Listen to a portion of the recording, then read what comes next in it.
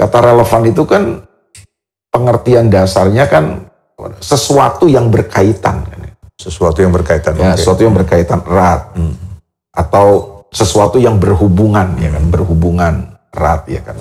Atau sesuatu yang sesuai, ya kan, itu namanya relevan. Atau sesuatu yang pada konteksnya itu relevan. Misalnya gitu kan, kalau kita biarkan hal ini, gua khawatir ya, kita tuh nanti bukan relevan sebenarnya. Kita tuh terjebak pada sesuatu yang namanya kompromi. Tuhan mau supaya gerejanya di setiap zaman itu melaksanakan kehendak Tuhan.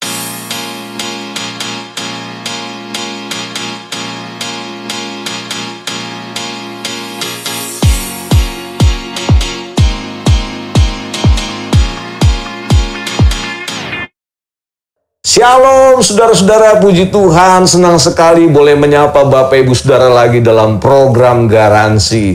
Saya berdoa semua kita selalu dalam keadaan sehat-sehat, diberkati Tuhan dan selalu terpelihara jasmani dan rohani. Dan hari ini dalam Garansi kita akan mengangkat sebuah topik, yaitu relevan versus kompromi. Saudara harus ingat bahwa Garansi adalah selalu menggali kebenaran sejati, membahas yang esensi bukan yang sensasi. Jadi sensasi-sensasi kita pinggirkan dulu. Hari ini masih bersama dengan seorang hamba Tuhan tentunya yang selalu setia menemani saya, yaitu Pastor Elia Duta Makarawung. Apa kabar Kak El? Puji Tuhan, amin. Puji Tuhan. Haleluya. Hari ini menyala Bang. Nyala Kak El. Jadi kita mengangkat sebuah topik yang menurut gua nih ngeri-ngeri sedap lagi nih Kak. Waduh. Ngerinya dua kali nih. Iya, ngeri sedap. Iya. Kalau kita nggak punya pemahaman jadi iya kan gitu, bisa ngeri-ngeri sedap. Sesuatu yang ngeri-ngeri pinggir jurang, iya, gitu kan. Pinggir jurang. Tapi endingnya sedap. Sedap daripada sedap-sedap ngeri, kan bahaya. Sedap-sedap duluan, belakangnya ngeri. Bahaya tuh. Bahaya. Tapi tanpa kita sadari nih Kak, gue mengamati, bahkan tim Garansi juga mengamati bahwa ada kecenderungan seperti ini, bahwa di gereja Tuhan tanpa disadari ya, ada pengalaman-pengalaman atau mungkin kejadian-kejadian yang seringkali ketika kita menyatakan kebenaran, sesuatu yang benar gitu ya, ada aja gitu suara-suara sumbang yang mengatakan, aduh itu kayaknya khotbahnya nggak relevan deh. Gitu ya, terus kemudian kayaknya udah nggak up to date sama zaman ini, beda vibes gitu, nggak kena di anak muda, udah nggak, ini khotbahnya jadul banget sih, terlalu teologik, terlalu biblical, terlalu historical gitu ya, segala macam lah. Pokoknya anak-anak kan punya singkatan-singkatan di kalangan mereka sendiri. Nah sekarang kembali lagi kita angkat topik tadi kan bahwa relevan versus kompromi. Kita harus tahu dulu nih, sebenarnya relevan tuh apa sih gitu kan, supaya kita dapat pemahaman yang benar dulu nih Kak. Kalian bisa jelaskan? Oke, ya memang kata relevan ini jadi sesuatu yang apa ya? Trending topik. Ya, jadi sesuatu banget ya untuk viral. Iya, untuk gereja ya, gereja, di kalangan gereja tuh kadang-kadang kan kita sering dengan relevan. Kita harus jadi gereja yang relevan gitu. Nah, ya memang gue juga agak terusik sih ya dengan teori relevansi gitu, tentang relevan ini kan. Jadi kalau kita pelajari kan kata relevan itu kan sebenarnya pengertiannya apa sih gitu kan? Iya. Pengertian dasarnya ya. Iya. Kata relevan itu kan pengertian dasarnya kan sesuatu yang berkaitan. Sesuatu yang berkaitan. Ya, sesuatu yang berkaitan erat. Atau sesuatu yang berhubungan ya kan, berhubungan erat ya kan. Atau sesuatu yang sesuai ya kan, itu namanya relevan. Atau sesuatu yang pada konteksnya itu relevan. Misalnya gitu kan, kita lagi ngobrol tentang politik, tiba-tiba lu nanya soal Michael Jordan gimana ya kayaknya, ya kan nggak nyambung, nggak relevan lah. Kita lagi ngomong politik, lu tiba-tiba pertanyaannya kok menyangkut sport ya kan gitu kan.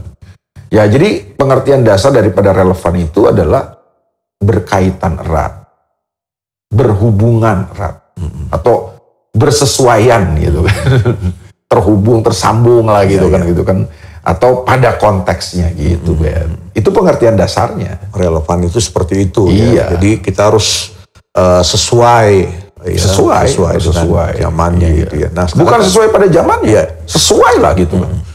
Ya. Arti kan lu nanya arti relevan kan? Ya itu sesuai gitu kan.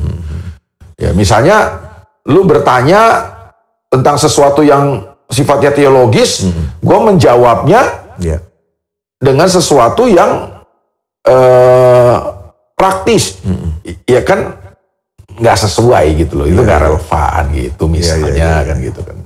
Karena gini Kak, apa namanya, ya kembali lagi ya dalam konteks gereja gitu. Kadang-kadang nah ini kita kembali ke konteks gereja ya. Konteks gereja nih, kadang-kadang kita terlalu memaksakan, gue sih melihat kecenderungan gini, terlalu memaksakan kepada sebuah tren akhirnya. Terkait dengan relevan ya, kayak misalkan kalau kita, mungkin hamba Tuhannya masih mendapat ilham Roh Kudus gitu ya, tentang berbicara tentang kekudusan, berbicara tentang menjaga sikap dan lain sebagainya kan gitu ya. Tetapi waktu disampaikan, diambil contoh dari tokoh-tokoh Alkitab, orang mulai berkata bahwa ini sih ini gaya sekolah minggu modelnya begitu atau apalah gitu yang harusnya disampaikan maunya mereka nih. Yang keseharian kita yang sekarang ini lagi bicara apa gitu. Jadi seolah-olah jatuhnya adalah mereka nggak nangkap di konteks zaman itu gitu Kak. Seperti gitu. Iya. Oke, gue setuju banget dengan yang lu sampaikan itu ya. Ada kekhawatiran sebenarnya di dalam diri gue sebenarnya. Berarti untuk ketika gue melihat situasi yang terjadi pada gereja hari ini ya, kebanyakan ya tentunya. Ya, kita kan nggak bicara 1-2 gereja, tapi kita bicara kepada gereja pada umumnya ya hari ini yang kita lihat ya. Sama, kekhawatiran gue adalah jangan-jangan nih yang kita sering sebut, yang sering kita kumandangkan relevan itu sebenarnya itu lebih kepada sebenarnya cara kita untuk menyenangkan jemaat, cara kita untuk menyenangkan audiens kita, dan cara kita itu seringkali lebih kepada sesuai pada tren yang sedang terjadi. Nah, kalau kita biarkan hal ini, gue khawatir ya, kita tuh nanti bukan relevan sebenarnya. Kita tuh terjebak pada sesuatu yang namanya kompromi. Jadi relevansi itu kalau menurut gue adalah relevansi kepada kehendak Tuhan. Yang Tuhan mau nyatakan kepada gerejanya pada zaman ini, ya kan, dengan cara yang sesuai.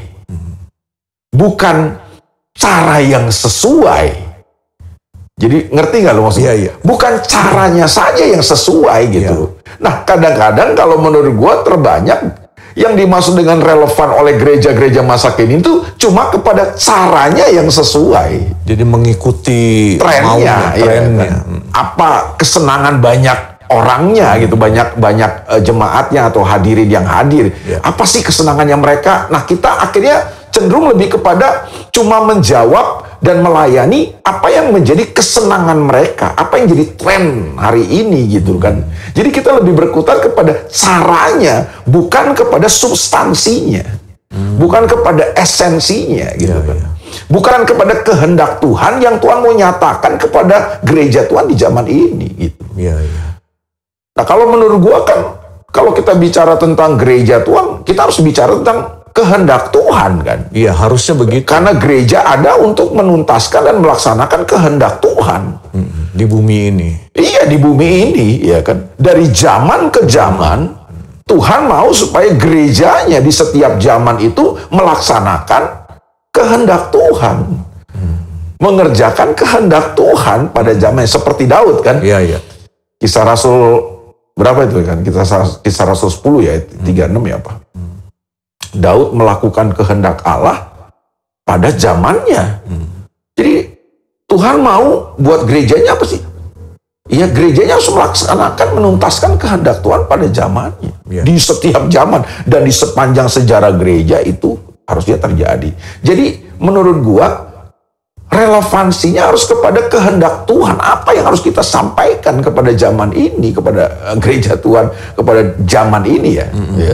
Bukan kepada sekedar cara, bukan sekedar kepada kemasan, penampilan, Nah, kalau kita cuma terjebak pada kemasan, pada penampilannya, pada cara-caranya, kita bisa jatuh kepada jurang kompromi akhirnya. Jadi menurut gua relevansi yang sejati itu dalam konteks gereja harus lebih titik beratnya kepada kehendak Tuhan, bukan kepada trennya. Pada trennya. Nah, gue khawatir hari ini gereja nih banyak udah terjebak relevannya pada tren semata, bukan pada kehendak Tuhan. Contohnya banyak, Bet. Pesan-pesan, khotbah-khotbah di mimbar-mimbar gereja hari ini. Banyak yang cenderung kompromi, bukan relevan kalau menurut gue. Bahkan tahu banyak kalau gue sekarang lihat ya Kak, kecenderungan orang lebih, bahkan gini, kalau kita mengikuti permintaan pasar jemaat pasar jemaat nih, jadi ada jemaat yang benar, jemaat Tuhan, tapi ada pasar jemaat. Kadang-kadang juga mereka request gitu khotbah-khotbah yang tak ubahnya setelah gue dengar berulang-ulang gak ada kuasanya. Jadi artinya gini, sama seperti seorang motivator yang memberikan semangat, insight dari dalam, tapi nggak ada powerful. Iya, sesuatu yang menyenangkan. Iya. Awal-awalnya aja tadi gue bilang ngeri-ngeri sedap dan sedap-sedap ngeri itu. Sesuatu yang bisa diterima oleh pasar. Iya. Tapi belum tentu menyenangkan Tuhan. Iya. Ya kan? Sesuatu yang menyenangkan pasar atau jemaat. Kan belum tentu menyenangkan Tuhan. Betul. Lalu yang sering kali membuat gue jengkel kadang-kadang.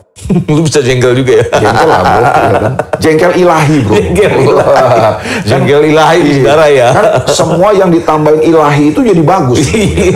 Yang jelek kalau ditambahin ilahi jadi bagus. Ya kan? Cemburu, lu kan nggak boleh cemburu. Nggak boleh dong. Tapi kalau ditambahin ilahi, cemburu ilahi boleh bro, ya kan? Marah kan nggak boleh, nggak bagus bro, ya kan? Tapi marah ilahi jadi bagus. Oke Kak, apa kejengkelan ilahi? Ya kan? Tapi jengkel ilahi. Jengkelan gue tuh gini loh bro. Ada orang-orang yang bilang Yesus itu relevan, sosok yang relevan dia. Iya, Yesus itu relevan, tapi relevan yang seperti apa ya? Betul. Menurut gue Yesus adalah sosok pribadi yang relevan, Betul. Iya kan? Ya contohnya waktu dia berhadapan dengan wanita Samaria. Bener gak? Waktu dia berhadapan dengan wanita Samaria, dia tahu wanita ini kan. Butuh air, dia lagi ke sungai sumur Yakub itu kan untuk ngambil air kan. Siang-siang itu siang kan. Bolong siang tuh. Yesus lagi kausan. Iya. Dia butuh air, makanya dia ngambil air di sumur Yakub itu. Kenapa dia ngambil siang? Ya karena dia menghindar orang banyak. Kalau pagi kan ibu-ibu pada ngambil air juga. Dia takut mungkin diomongin sama ibu, tahu sendiri lu. Ibu-ibu nih, mama ini the power of mama nih kalau udah ngumpul. Apalagi ngerumpin orang, waduh, julitin orang, waduh bisa bahaya. Dan catatan Alkitab kan waktu itu Samaria sama Yahudi lagi nggak baik-baik saja waktu itu ya. Iya, dan latar belakang wanita ini juga kan bukan wanita yang baik-baik. Makanya itu sebabnya dia cari momen yang sepi, waktu yang sepi. Makanya siang-siang. Nah Yesus kebetulan di situ kan. Bukan kebetulan lah, Yesus sengaja ada di situ. Tapi yang gue mau sampaikan adalah kita lihat relevannya Yesus di mana. Jadi waktu wanita ini ambil air di sumur Yakub itu, karena dia butuh air. Nah Yesus ngomong sama perempuan itu kan, kamu ambil air dari sumur ini, kamu akan haus lagi. Tapi aku punya air, dan aku akan berikan kepadamu air yang tidak akan membuat kamu haus lagi. Oh dia mau lah bro. Daripada gua ngambil air terus tiap hari kan, dia tertarik kan. Air apa tuh? Nah, yang Yesus maksudkan kan bukan air yang sama seperti yang wanita ini pikirkan. Kan?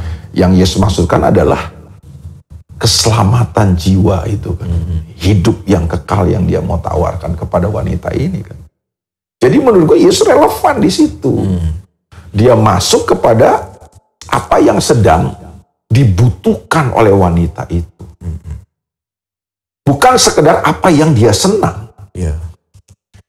Iya kan? Tapi apa yang dia butuhkan. Kalau yang disenangi oleh perempuan ini apa, Bet? Ya dari latar belakang hidupnya kan kita tahu lah. Dia hidup dengan pria pria Ya, keberapa bukan suaminya ya, itu bukan katanya. suaminya kan. Ini seneng lanang ini perempuan ini kan. Seneng laki-laki nih kan, doyan laki-laki kan dia kan ini kan. Nah, Yesus tidak meladeni kesenangannya ini kan. Iya. Yesus langsung masuk kepada kebutuhan wanita ini. Dan itu relevan. Iya, itu relevan. Kebutuhan wanita ini apa? Keselamatan jiwa. Iya. Hidup kekal itu.